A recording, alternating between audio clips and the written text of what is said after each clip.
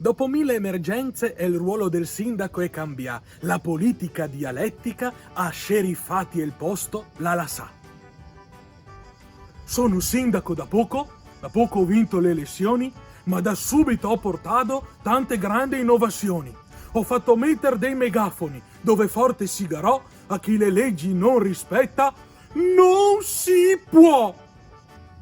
Mi è batto a far di tutto, sto in mezzo alla gente, sigo, sbraito, fo casì e poi non concludo niente.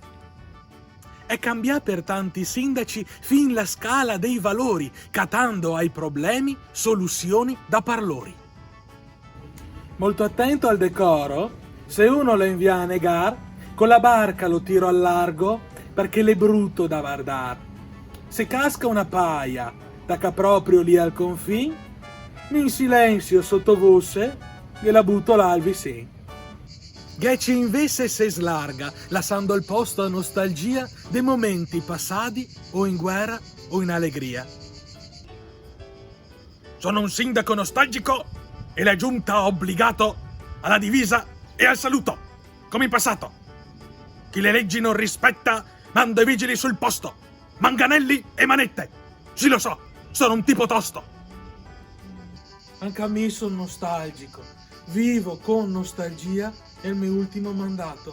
Adesso non è verso, noi me vota mia. I pochi amanti della politica, de parola e de spiegazioni, spesse volte essa intorcola, arrivando a tristi osservazioni. Sono un tipo oggettivo e se devo dire oggettivamente, del mio primo mandato, stando oggettivi, non ho ancora capito niente. Un sincero e grande grazie a chi con passione sa prodiga a catar fora al meglio dal suo paese o la sua città.